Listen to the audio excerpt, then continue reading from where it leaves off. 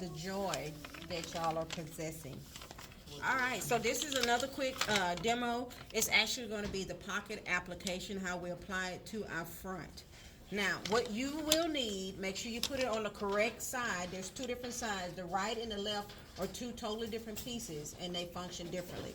So we are looking for our left front, and the left front should have the left front should have the three markings or the location for your pocket placement.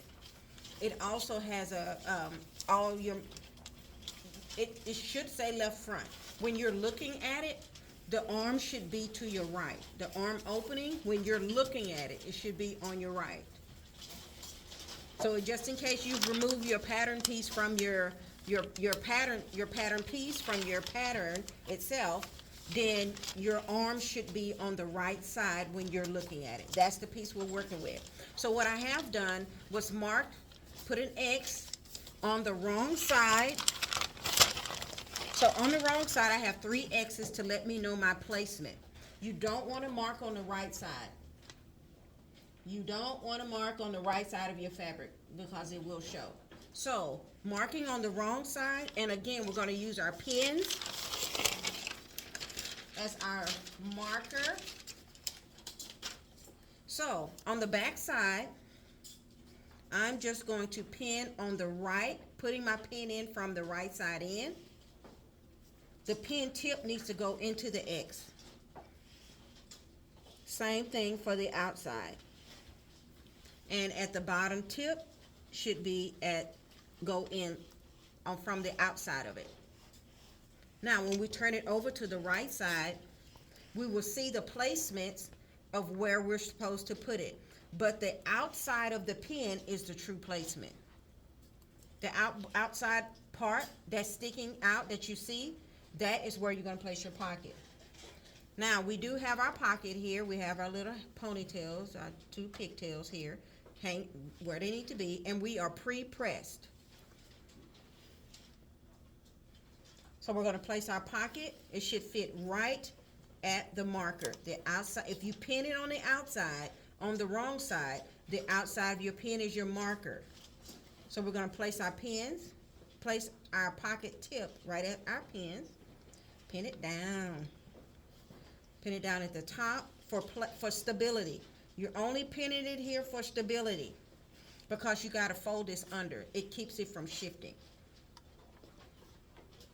So if you have pre-pressed it, this will be easy.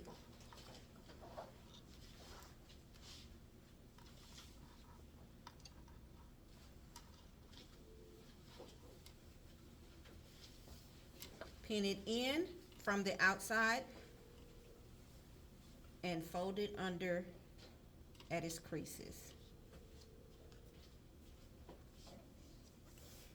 I'm going to turn it a little just so it can be seen properly. That's my bottom pin right there, and that is my crease. So I'm on point with that.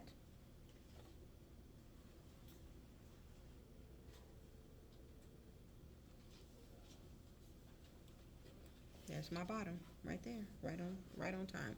So I'm pinning around the previous pins because I'm going to take those out on the underside.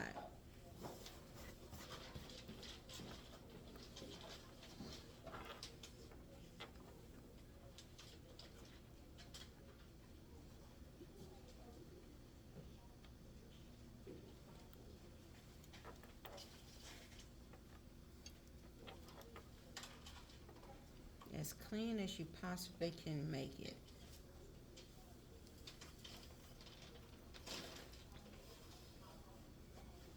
And I'm pinning it this way so that I can sew over my pins. You don't want to sew it alongside, not unless you're going to pull it out as you sew, but if you're going to sew over your pins, make sure they're out, the balls especially are outward so that you can sew right across it. So I'm going to take my pins out. Do make sure it's as flat as it can be. So I'm going to go back because you can see the pucker. If you can't see that, there's a little pucker there. So that means I have too much air underneath. Because I stabilized it, I can do that. So you see how it's bubbling? It's going to do that if you're not mindful. So make sure you check it. I can release it. There we go. But make sure you stabilize it because you may have to make sure that your pocket is as flat as it can be.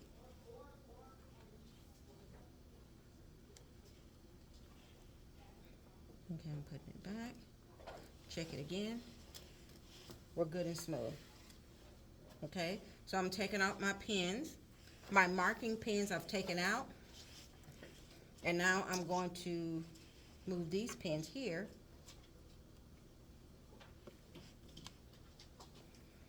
And the reason why I'm not leaving those pins at the top, because it sometimes tells you to close the whole thing.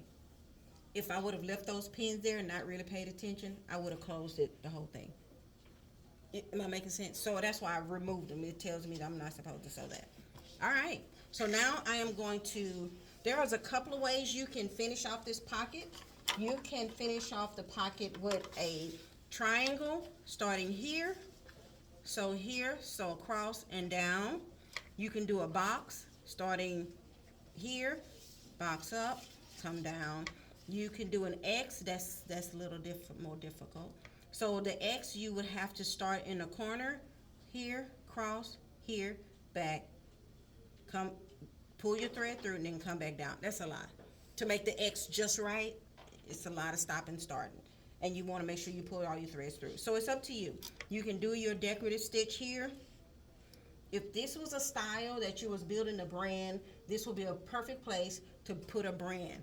Whether it's a tag that's hanging out, you want to put it here. A little red, orange tag. If orange is your color and it has your initial on it, that's your brand. Then it needs to go in right now. Don't forget it. You got to know where you got to put your brand if that's what you're doing. If you're branding, know where you're putting your brand. Or if you're top stitching with a particular color. If I was going to do red and orange and yellow as a mixture, I can mix 3 colors. Did you know that? I can top stitch with 3 or 4 different colors. It is. Oh, it's nice.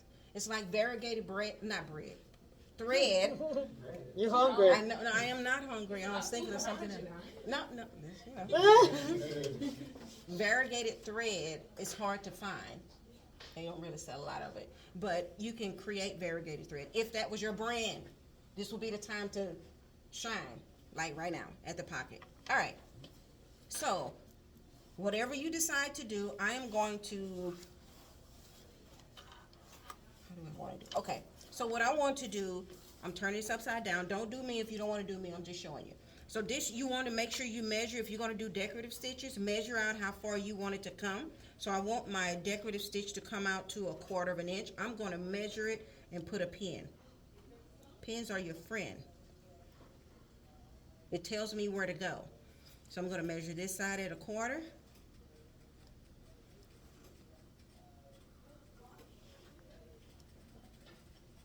So now I know either side is going to be perfect and aligned. So since I'm going to sew, I know y'all probably can't see. I'm going to put my needle right on that line, and my goal is to reach that pin. If you need to use a sheet of paper to make sure that your line is straight, my needle is down, my paper is my stitch guide. You got to learn the tricks.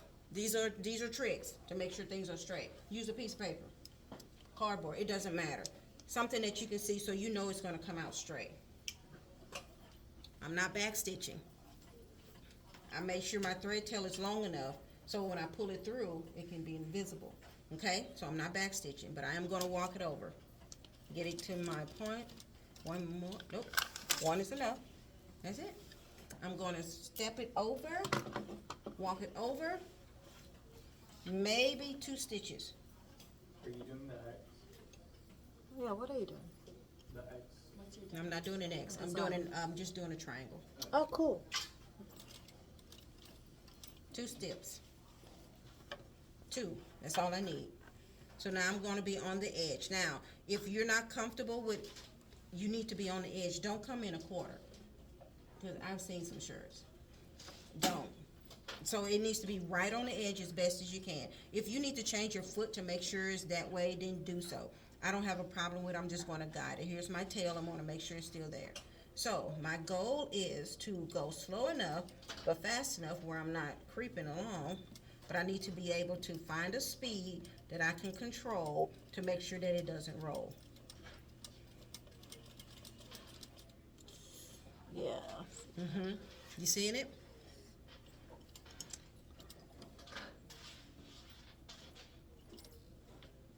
Could you hold the top and pull it too to make it? It's hard to do that and maintain being on the edge. Yeah. It's kind of like doing three things at once. So you just stop and just release it, see if it'll do what it do. This is why you want to go slow, or as slow as you possibly can. It wants to roll, so I'm managing it by going slow. One is too far. If I go one more stitch, I'm going off the pocket. So that means I need to lift it and place it. You see what I did? If I went one more, it was off the pocket. But I couldn't leave it too far because it would be too far away from the edge. So you lift it and place it. Position it where you want it.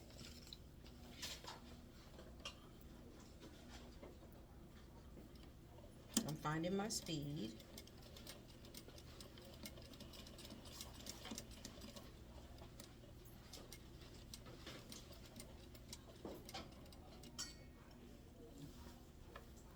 Your needle should be on its way up, not out, in order to get a good block. If your needle is down and you turn it, it's gonna go across instead of block.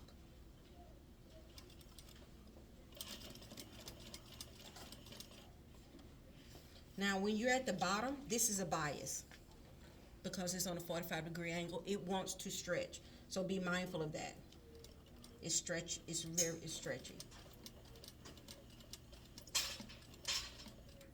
One more. Yeah. On its way up, not quite out.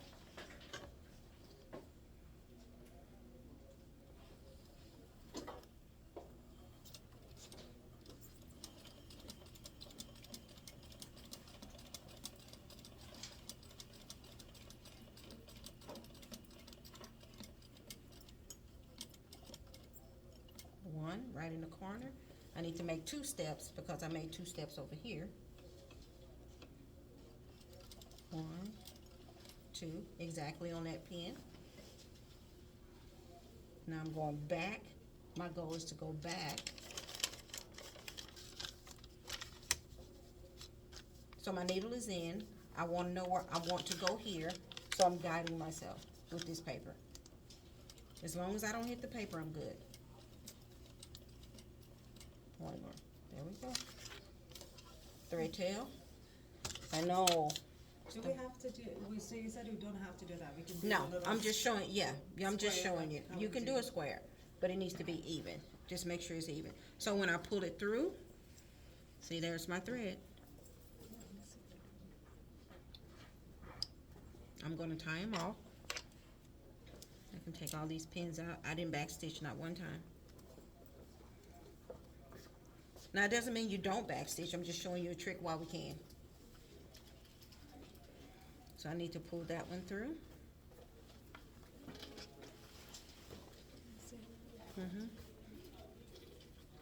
So all I need to do is just move it to the side and find it, pull it, pull it, pull it. Oh.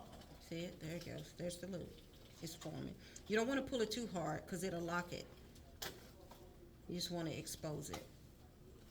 Or you can backstitch and not do that, right, if you wanna, You need to be good at backstitching. oh, for you to do that. Yeah. So all I'm going to do is tie these threads, unbackstitched pocket, but it's top stitched. Okay? All right. So I'm going to give y'all 5, 10, 15, 25, 30 minutes. Yay! 30 minutes.